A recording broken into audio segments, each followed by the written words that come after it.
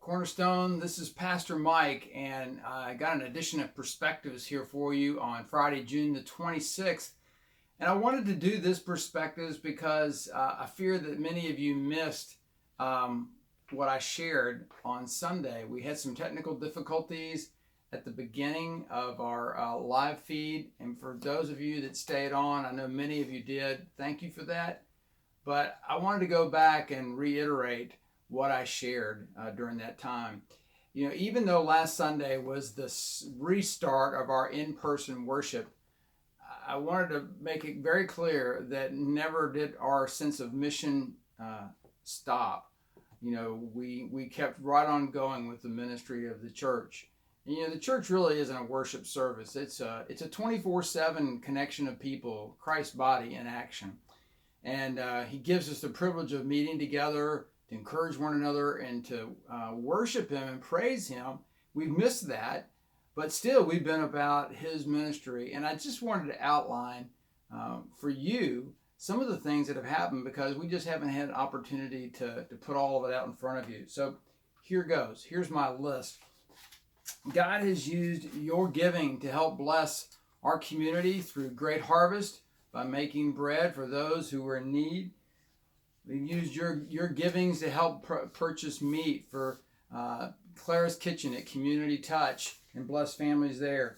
We have provided a lunch about every other week for the infusion group over at Fauquier Healthcare, and they have been so appreciative of that, have asked me to pass that on to you guys.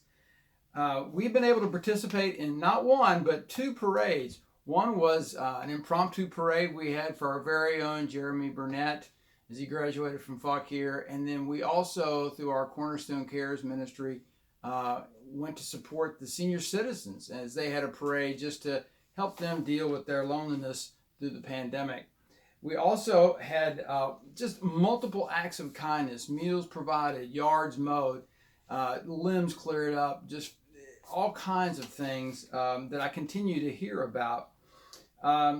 We actually had two virtual caregiver cafes during this time frame. Sarah got innovative, and much like you, we have used this with you. She did the same with a lot of the caregivers, and we were able to double the number of families that we are connecting with during this time. We provided some connection in a whole new way. We had our very first talent show, and we did it virtually. That was just a whole lot of fun. We didn't realize how much talent we actually did have. We've seen one man step out of the kingdom of darkness into the kingdom of light during this time and give his life to Christ.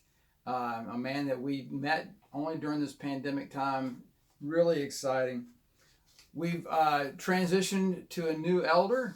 Doug Boston stepped down. Justin Leatherwood was voted in. We've had one new family join our church during this time. We had a new baby born, Jackson Elliott Amos, to Ben and Jen Amos, and excited for them. And we've seen our small groups never skip a beat, go right into Zoom and continue to meet and provide connection at a time it was really valuable. It's always valuable, but even more so during the pandemic. We've seen our kids ministry get incredibly creative. Had a virtual online Easter egg hunt that we did for Easter. They can continue to come up with all kinds of crafts, delivering those to your kids, and you guys have sent pictures to us to show how those things turned out. So just really fun stuff there. And then we expanded our online presence from about an average of 12 a week to up around 100. And that has actually included an old friend of mine from Tokyo that's been watching on a regular basis. So a lot went on. And we say it a lot, God is always working around us. And he gives us the privilege of joining him. And the pandemic didn't stop that one bit. So as we began to move back into kind of more normal activities, I just hope this is an encouragement because God is continuing to work. And I think in the days ahead, really brand new opportunities are going to come about, things maybe we've never seen before. And we want to make sure that we are attuned to God's voice and following him in those things. This Sunday, we're going to be talking a little bit about that as we continue to look at the life of Nehemiah. So I hope you can join us for that. Thanks so much for watching. Talk to you next time.